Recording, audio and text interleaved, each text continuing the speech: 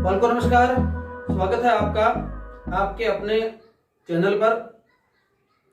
अपन ने जो जेनेटिक्स और इवोल्यूशन वाली यूनिट शुरू कर रखी है, उस यूनिट के अंतर्गत आज का अपना जो अगला टॉपिक है वो अगला टॉपिक लेंगे अपन मेंडल के नियम या नियमों से विचलन या मेंडल के नियम की अपवाद। मेंडल के नियम थे, उसमें दो नियम जो देखे थे अपन ने, पृथक्करण है और प्रभाविता का नियम, जो ये बताते हैं कि एक संकर संकरण में जब दो विपर्यासी लक्षणों के मध्य क्रॉस करवाया जाता है तो प्रथम पीढ़ी के अंदर केवल प्रभावी लक्षण प्रकट होता है और दूसरी पीढ़ी के अंदर प्रभावी अप्रभावी दोनों अपना प्रभाव शो करते हुए तीन प्रकार के जीन प्रारूप पैदा करते हैं। जैसे मान लो लंबे और बोने पौधे के बीच में क्रॉस करवाया तो F1 पीढ़ी में केवल और केवल लंबे पौधे आए थे, लेकिन F2 पीढ़ी में देखा गया कि लंबे पौधे भी आए, अशुद्ध लंबे पौधे भी आए और बोने पौधे भी आए। तो अप्रभावी और प्रभावी सभी प्रकार के लक्षण ने अपना प्रभाव दिखाया यहाँ पे। लेकिन ये मेंडल ने मटर के पौधे पर प्रयोग किए, कई वैज्ञानिकों ने और कई अलग अलग प्रकार के प्रयोग किए, तब देखा गया कि ये बात हर जगह सत्य नहीं है। कई जगह पर इस प्रकार के अपवाद आते हैं और उन अपवाद के तहत ही बोलते हैं मेंडल के नियम से विचलन। देखो अपन इसके अंतर्गत क्या क्या पढ़ेंगे, अपन इसके अंतर्गत पढ़ेंगे अपूर्ण प्रभाविता, अपन इसके अंतर्गत पढ़ेंगे सहप्रभाविता, अपन इसके अंदर पढ़ेंगे बहुविकल्पी एलील, अपन इसके अंदर पढ़ेंगे घातक जीन, अपन इसके अंदर पढ़ेंगे बहुप्रभाविता और अपन इसके अंदर पढ़ेंगे बहुजीनी। ये जो हैं आपके इस नियमों से विचलन को दर्शाते हैं। एक एक को लेते हैं नंबर वाइज। सबसे पहला देखो अपूर्ण प्रभाविता, बोलो इंग्लिश में बोल दो इनकम्प्लीट डोमिनेंस, मतलब पूरा प्रभाव नहीं दिखा पा रहा कोई भी। दो लक्षण है, दोनों में कोई पूरा प्रभाव नहीं दिखा पा रहा। इसके अंदर इनमें थोड़ी थोड़ी आपको याद रहे, पहले थोड़ी थोड़ी बात बता दो। देखो अपूर्ण प्रभाविता में अपन गुल अब्बास, स्नेप, ड्रैगन इनका एग्जाम्पल लेंगे और यहां पर जो अनुपात आता है लक्षण प्रारूप वो भी 1:1 आता है। जीन प्रारूप तो 1:1:1 आता है, 1:2:1 आता है, लक्षण प्रारूप भी 1:2:1 आता है। सहप्रभाविता के अंदर मवेशियों में त्वचा के रंग से समझेंगे, जहां भी लक्षण प्रारूप क्या आया 1:2:1। बहुविकल्पी जो जीन है उसका उदाहरण अपन रक्त लेंगे। सामान्यतः एक जीन के दो ये विकल्पी हैं, एलील हैं, परंतु यहां पर कई प्रकार के इसके विकल्प हैं, बहुविकल्पी एलील, कई एलील हैं, उससे समझेंगे। घातक जीन का एग्जांपल चूहों की त्वचा के रंग से समझेंगे। बहुप्रभाविता, जहां पर एक ही जीन है वो कई प्रकार के प्रभाव दिखा रहा है, उसके अंतर्गत अपन जो उसके अंदर है वो अपन समझेंगे। एक तो पढ़ेंगे ड्रोसोफिला में एग्जाम्पल, और एक आपके ह्यूमन स्किल सेल एनीमिया, ये पढ़ेंगे। बहुजीनी के अंतर्गत त्वचा का रंग,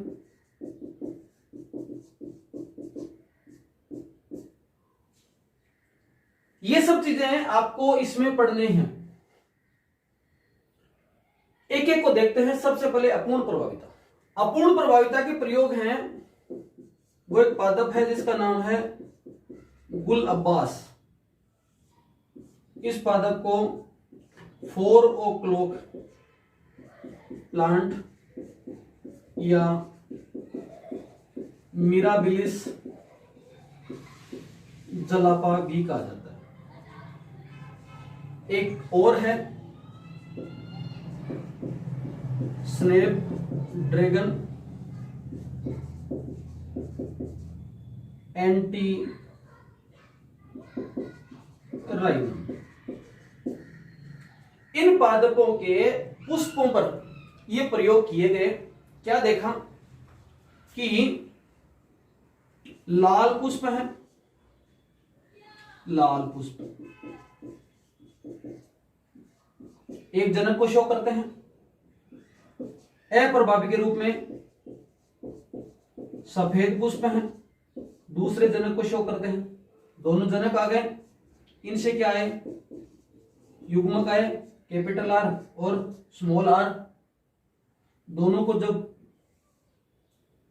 पर निषेचन करवाया गया, क्रॉस पोलिनेशन करवाया गया, तो यहां पर कैपिटल आर स्मॉल आर आया। ये पुष्प मेंडल वाले नियम के हिसाब से कैसे होने चाहिए थे, लाल होने चाहिए थे, क्योंकि ये लाल पुष्प वाला जो लाल रंग है ना, वो सफेद रंग पर प्रभाविता शो करता है। तो यहां से मेंडल के हिसाब से तो कैसा होना चाहिए था, ये कैसा होना चाहिए था, ये लाल पुष्प होना चाहिए था। अगर ये अपना प्रभाव दिखाता तो सफेद पुष्प होना चाहिए, पर ना तो ये इस पर प्रभाव दिखा पाया जाता, ना ये इस पर प्रभाव दिखाया, और जो पुष्प का रंग आया वो आया गुलाबी। इसे ही बोला गया अपूर्ण प्रभाविता। आगे फिर इनमें जब स्वयं निषेचन होने दिया तो क्या देखा गया,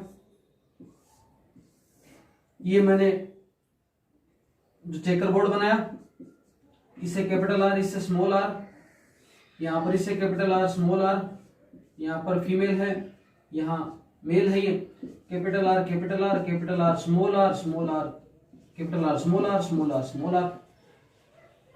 F2PD के लक्षण प्रारूप को देखा, दूर से देखने पर या आराम से आंखों से देखने पर किस प्रकार का नजर आता है। ये कैसा पुष्प, लाल, ये कैसा गुलाबी, ये कैसा गुलाबी, और ये कैसा सफेद। तो आया 1:2:1। और जीन प्रारूप तो दिख ही रहा है पहले से, जीन प्रारूप तो अपने आप 1:2:1 ही है, पर लक्षण प्रारूप भी क्या आता है, 1:2:1 आता है। इस प्रकार अगर जीनोटाइप 3:1 की जगह 1:2:1 आता है तो उसे अपन कहते हैं ये अपूर्ण प्रभाविता वाले पुष्प के एग्जाम्पल से अपन ने इसको समझा है। ये बात हो गई अपूर्ण प्रभाविता, मतलब दोनों ही अपना प्रभाव नहीं दिखा पाए। और लक्षण प्रारूप आया आपके 1:2:1। याद करने वाली क्या चीजें हैं, एग्जाम्पल याद रखना, किस किस पुष्पों करवाया था वो याद रखना, और लक्षण प्रारूप है आपको याद रखना है। एक तो बात ही होगी, ठीक है। 1 नंबर। 2 नंबर क्या चले, 2 नंबर है आपके सह प्रभाविता, कोडोमिनेंस।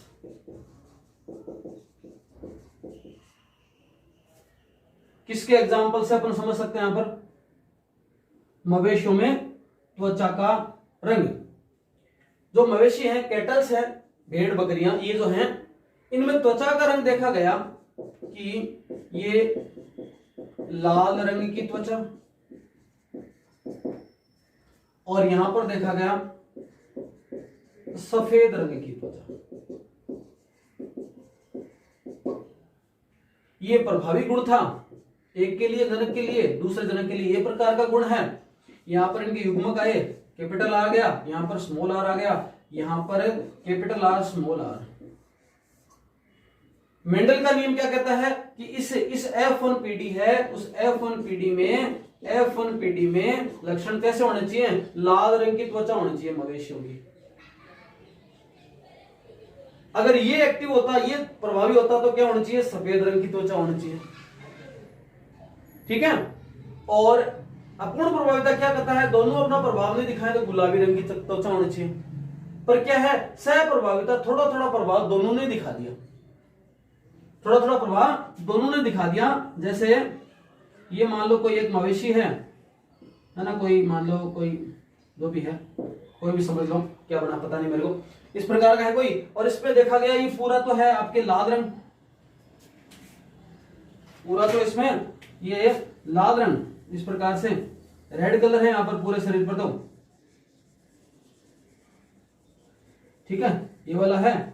और बीच बीच में यहाँ पर कुछ धब्बे हैं काले अलग अलग कलर, देखते हैं ना कई भेड़ बकरियों को इस प्रकार से उनके, इसको बोलते हैं चितकबरा,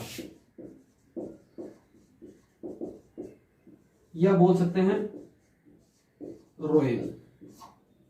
तो एक कलर आता है चितकबरा रोयल कलर। तो दोनों ने अपना प्रभाव दिखा, यहां भी लाल रंग वाला प्रभाव भी दिखा और ये सफेद रंग वाला भी प्रभाव दिखा। आप सफेद रंग सफेद मान लो इनको यहाँ पर, ये इस प्रकार से प्रभाव ऐसे, ये इस प्रकार का जो प्रभाव दिखा उसको बोला गया सहप्रभाविता। सहप्रभाविता का एक उदाहरण अपन बहुविकल्पियों वाले में भी देखेंगे। अब यहां पर जब क्रॉस करवाया गया तो सेम वही पहले वाली स्थिति, पूरा नहीं बना रहा हूं, आप समझ रहे हो, आराम से खुद कर लेना। Capital R small R, capital R small R, capital R small R, ये दोनों कैपिटल आर और आर आर। यहां पर भी लक्षण प्रारूप क्या देखा, लक्षण प्रारूप 1:2:1। एक क्या है लाल रंग के, एक में चितकबरा और एक सफेद, ठीक है। ये देखा गया सहप्रभाविता का उदाहरण है, जिसको अपन मवेशियों की त्वचा के रंग से समझा। बात क्लियर हुई दो की अंदर रिजल्ट क्या आया कि F2PD में 1:2:1 आ रहा है। लक्षण प्रारूप भी, जीन प्रारूप तो आता ही है पर लक्षण प्रारूप भी क्या आ रहा है 1:2:1 आ रहा है। 3 नंबर पर बात चलती है जी किसकी, 3 नंबर पर आपके बहु विकल्पी एलील। कई बार क्या होता है नॉर्मल, जैसे मान लो एक जीन अभी बताया आर नाम का जीन था त्वचा के रंग के लिए, उसके 2 एलील हैं, एक खुद आर है और एक है स्मॉल आर है। ये दोनों आपस में जोड़े में रहते हैं, इस प्रकार से 3 कंडीशन यहां बन जाती हैं। परंतु एलील कितने हैं, कैपिटल आर और स्मॉल आर। मानव रक्त में जीन है आई और इसके 3 एलील हैं। एक का नाम है आई ए, एक का नाम है आई बी, एक का नाम आई ओ या आई जीरो भी बोला जाता है कई बार। 3 है, इनमें ये दोनों है ना, ये प्रभावी गुण शो करते हैं और ये अपने आप में क्या है अप्रभावी है। तो कितने कॉम्बिनेशन हो सकते हैं देखो इन तीनों के हिसाब से, जनक फर्स्ट, जनक सेकंड। मैं ये जोड़े में नहीं ले रहा, एक एक सिंगल ले रहा हूं। मान लो जनक फर्स्ट से आया आई ए और जनक सेकंड से भी आया आई ए। मान लो जनक फर्स्ट से आया आई ए, सेकंड से आया आई बी। मान लो जनक फर्स्ट से आया आई ए, सेकंड से आया आई जीरो मान रहे हो या जो भी मान रहे हो, इसको यहां ले लो, इनको कोई फर्क नहीं पड़ेगा वैसे, ऊपर लो चाहिए मान लो जो भी, ये आया 3 कंडीशन। जनक प्रथम से आया आई बी, यहां आई ए, आई बी, आई बी, आई बी, आई जीरो या ओ, आई ओ, आई ओ, आई ओ, आई ए, आई ओ, आई बी। ये इधर भी हो सकता है तो फिर ये और कॉम्बिनेशन बन जाएंगे। यहां से संतति में ये 2 है, दोनों सेम ही है, तो क्या स्थिति बनेगी आई ए आई ए। रक्त समूह कैसा होगा ए। यहां कंडीशन देखो क्या बनेगी आई ए आई बी, तो रक्त समूह क्या हो गया ए बी। मतलब इसका भी प्रभाव आ गया, इसका भी प्रभाव आ गया, ये भी सहप्रभाविता का उदाहरण है।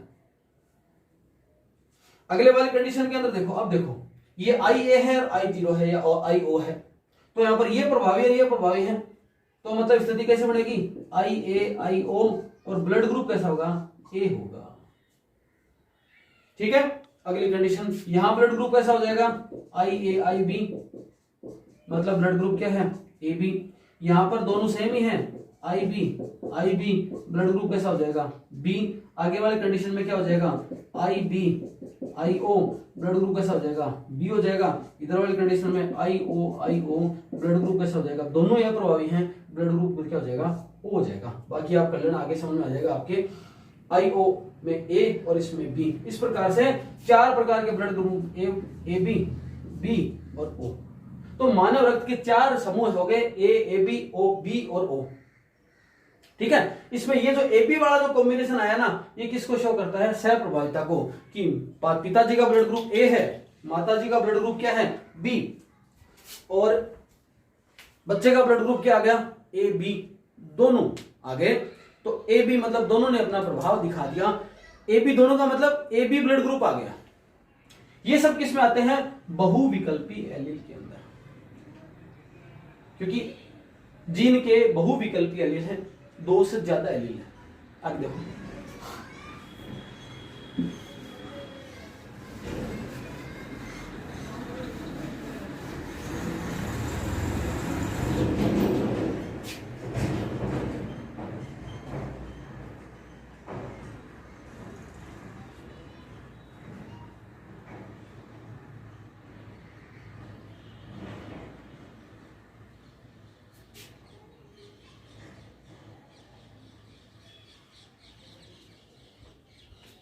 चौथा नंबर का है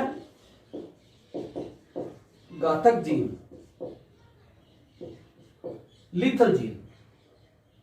एक वैज्ञानिक हुए हैं एल कोएनोथ, 1905 में। इन्होंने क्या देखा कि चूहे के अंदर, समझ रहे इसको बढ़िया, चूहों में त्वचा का रंग अगर ये हो, वाई जीन के कारण होता है। अब दोनों वाई कैपिटल हो ना, ऐसी परिस्थिति में जो त्वचा का रंग होता है पीला, ठीक है, ये वाली कंडीशन में होता है पीला, और ये वाली कंडीशन में होता है भूरा।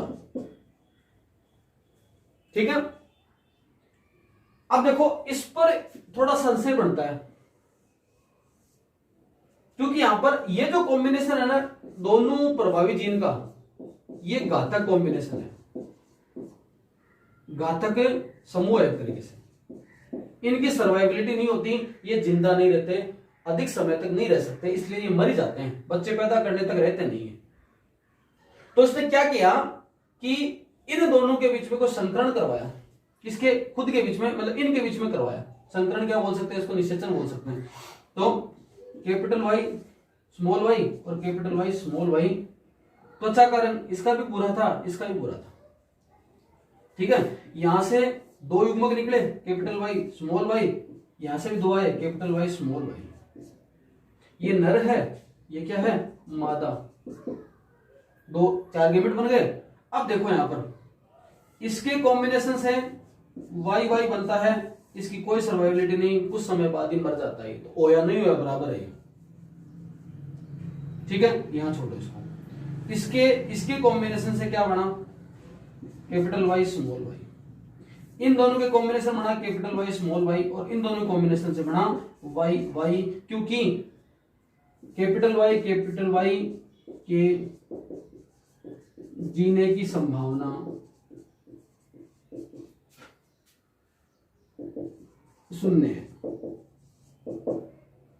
इस परिस्थिति में ये जीन जो कॉम्बिनेशन है मृत्यु के लिए जिम्मेदार है। इसलिए कभी भी होमोजाइगस डोमिनेंट, ये होमोजाइगस डोमिनेंट है, ये हेट्रोजाइगस है, ये हेट्रोजाइगस रिसेसिव है। तो होमोजाइगस डोमिनेंट कभी भी होता ही नहीं, ये मिलता ही नहीं, क्योंकि मर जाता है ये। तो यहां पर अनुपात देखा गया अगली पीढ़ी में, तो अनुपात क्या आता है, 2:1 आता है। तो लीथल जीन के अंदर अनुपात आता है वो यहां आता है, देखो घातक जीन में अनुपात आया 2:1। 2 तो कैसे, ये वाले देखने पर, तो 2 कैसे, ये पीले पीले, और एक क्या, ये भूरा। अगर जीन प्रारूप का देखें, ये लक्षण प्रारूप है, जीन प्रारूप देखें तो भी क्या आएगा 2:1, क्योंकि यहां पर भी क्या है, ये 2 अलग अलग हैं और ये एक सेम है। पीला, अशुद्ध पीला और भूरा, और नॉर्मल बोला जाए लक्षण प्रारूप तो पीला और भूरा। ऐसी स्थिति आती है, उसको बोलते हैं घातक जीन, लिथल जीन बोला जाता है इसको। ठीक है, ये वाली बात गई घातक जीन के बारे में। आगे देखो 5 नंबर पर क्या है, बहुप्रभाविता। नाम से पता चल रहा है क्या बहुप्रभावी है, मतलब क्या हुआ, बहुप्रभाविता का मतलब क्या हुआ कि एक जीन जो है एक से ज्यादा प्रभाव शो करता है। एक जीन है वो एक से ज्यादा प्रभाव शो करता है। इसके अंदर एग्जांपल लिया था ड्रोसोफिला में सफेद आंख।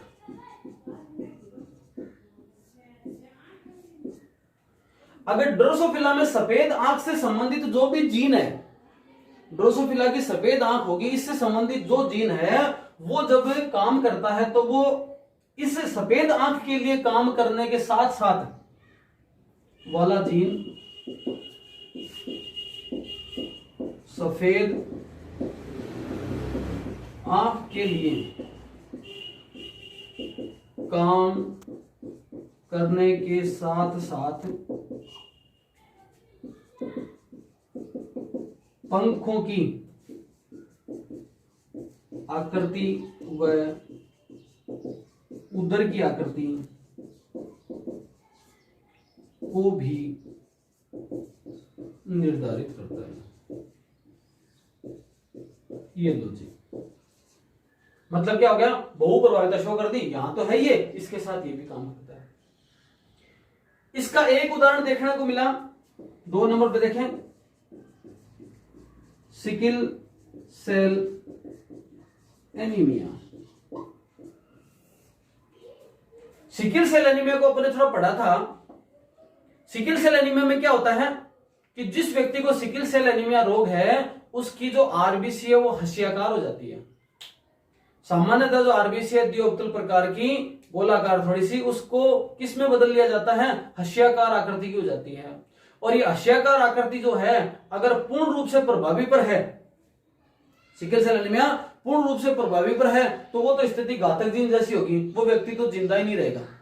ठीक है, जैसे मान लो ये वाली स्थिति है, सिकल सेल मानो यहां पर, ऐसे मानो, ऐसी परिस्थिति में तो जिंदा ही नहीं रहेगा, ऐसी परिस्थिति में तो जिंदा ही नहीं रहेगा। परंतु क्या स्थिति जिंदा रह सकती है, ये वाली कंडीशन, मतलब ये इसमें सिकल सेल एनीमिया रोग का वाहक तो है लेकिन सिकल सेल एनीमिया रोग पूर्णतः है नहीं इसमें। मतलब इसकी बॉडी की कुछ सेल है ना वो क्या है, हस्याकार है, बाकी कुछ सेल नॉर्मल है, वो इस पर प्रभावी है, इसलिए इसके कोई दिक्कत नहीं आती। हालांकि ये रोग दे सकता है, ट्रांसफर कर सकता है। तो ऐसे व्यक्ति जिसमें सिकल सेल एनीमिया है, अब ये जीन है ना, ये वाला देखो और कहीं क्या काम कर रहा है। जिन जगहों पर देखा गया ऐसे इलाके, ऐसे क्षेत्र जहां पर एक तरीके से जैसे अफ्रीका जैसे महाद्वीप है, वहां पर इस प्रकार की गर्मी मच्छर वगैरह खूब होते हैं, तो मलेरिया रोग होना सामान्य बात है। नॉर्मल परिस्थिति में मलेरिया रोग इजीली हो जाता है, मच्छर वगैरह खूब है, बरसातें होती हैं, गर्मियां खूब पड़ती हैं, तो इस प्रकार से मच्छर का काटने से मलेरिया रोग होगा। लेकिन मलेरिया को सर्वाइव करने के लिए जो है वो आपके आरबीसी की आवश्यकता पड़ती है अंदर, जो आपके मच्छर काटेगा तो प्लाज्मोडियम बॉडी में जाएगा, सर्वाइवलिटी कहां होगी, आरबीसी पे होगी, और आरबीसी की आकृति कैसी होगी, यहां पर इसकी हस्याकार होगी। तो जिन व्यक्तियों में सिकल सेल के वाहक हैं उन व्यक्तियों में मलेरिया रोग नहीं देखा गया, क्योंकि ये आरबीसी की सर्वाइवलिटी वहां पर नहीं होती। इसका मतलब इनके रोग है, रोग तो ये है पर इनमें ये रोग नहीं होगा, मतलब इनके ये रोग है लेकिन इनमें मलेरिया रोग नहीं होगा। इसका मतलब एक जीन दो प्रभावों को क्या कर रहा है, शो कर रहा है। इस प्रकार के अपन पढ़ते हैं बहुप्रभाविता। आई क्या समझ में, नहीं आई, आ गई होगी। चलो लास्ट लेते हैं बहुजीनी, पॉलीजीन। यहां पर बहुप्रभाविता में आपने देखा कि एक जीन है वो एक से ज्यादा काम कर रहा है, एक जीन है वो एक से ज्यादा काम कर रहा है। और इसका अगर जस्ट उल्टा सोच लें कि अगर किसी काम को करने के लिए एक से ज्यादा जीन की आवश्यकता है, उसके लिए बोलते हैं बहुजीनी। जैसे मानव में त्वचा का रंग, 3 प्रकार के जीन, 3 या 4 होते हैं कई बार तो, capital A, small, capital A, capital B, capital C, ऐसे होंगे। त्वचा का रंग गहरा, और यही capital small A, small B, small C होंगे त्वचा का रंग हल्का। मतलब त्वचा के रंग के लिए 3 जीन काम कर रहे हैं। तो अधिकतम जीन काम करते हैं। सामान्यतः मेंटल वाले केस में क्या था कि एक जीन प्रभावी है, काम कर रहे थे। यहाँ पर तो 3 प्रभावी दिखा रहे हैं अपना काम, 3 यहाँ पर अप्रभावी को दबा रखा है। तो ये सब क्या है, अपवादों में आते हैं, मेंडल के नियमों से विचलन में आते हैं, बहुजीनी पढ़ेंगे इसके अंदर। तो ये सारी चीजें भी याद रखना, ये अपवाद स्वरूप भी बातें याद आपको रखनी है। आगे एक पॉइंट और देखते हैं, मानव में लिंग निर्धारण। सरल सा टॉपिक है, लगता सरल है, कई बार की इसका क्या है, ये तो आराम से पढ़ सकते हैं, पर पिछली बार जो प्रश्न आया था वो कईयों को चक्कर खा गया, कईयों का गलत हुआ। वो एक बार तो मैंने भी गलत कर दिया था, फिर दोबारा मैं जब राउंड पे आया क्वेश्चनों पे तो थोड़ा सा गौर किया तो बात थोड़ी समझ में आ गई और क्वेश्चन सरल हो गया। सेक्स डिटर्मिनेशन ह्यूमन, मानव में गुणसूत्र कितने, 46, 23 पेयर, 23 जोड़ी गुणसूत्र होते हैं। इन जो 46 गुणसूत्र हैं उसको 2 भागों में डिवाइड कर सकते हैं अपन, अलिंग गुणसूत्र और लिंग गुणसूत्र। ठीक है, अलिंग गुणसूत्र मतलब ऑटोसोम और यहां पर सेक्स क्रोमोसोम। इसकी संख्या होती है 44, ये 2। नर में बात करें तो 44, इधर एक एक्स और एक वाई। मादा में बात करें 44, इधर एक्स इधर एक्स। ये सारे 44 क्या हैं, ये सारे एक्स ही हैं। इसका मतलब मादा में तो सारे के सारे एक्स होते हैं, नर के अंदर 44 45 एक्स होते हैं, एक वाई होता है। इस प्रकार की जो कंडीशन है ना, जिसमें दोनों समान है, उसको बोलते हैं समयुग्मता, या बोल सकते हैं समयुग्मकी है ये। इसको क्या बोलते हैं, विषमयुग्मकी। तो ऐसा बोला जा सकता है कि मानव के लिंग निर्धारण में विषमयुग्मता पाई जाती है नर में, और मादा क्या है, समयुग्मकी है, उनमें समयुग्मता पाई जाती है। सारे के सारे गुणसूत्र समान होते हैं। देखो, नर, मादा, या ऐसा लिख लो तो पुरुष, महिला। गुणसूत्र संख्या कितनी, 44 प्लस एक्स वाई, यहां 44 प्लस एक्स एक्स हो गए। ठीक है, युग्मक बनेंगे, गैमेट बनेंगे जब आपके शुक्राणुजनन की प्रक्रिया होगी। 22 प्लस एक्स, 22 प्लस वाई, इसमें क्या बन जाएंगे, सिंगल ही है, 22 प्लस एक्स। ठीक है, एक ही स्थिति हो सकती है, 44 प्लस एक्स एक्स,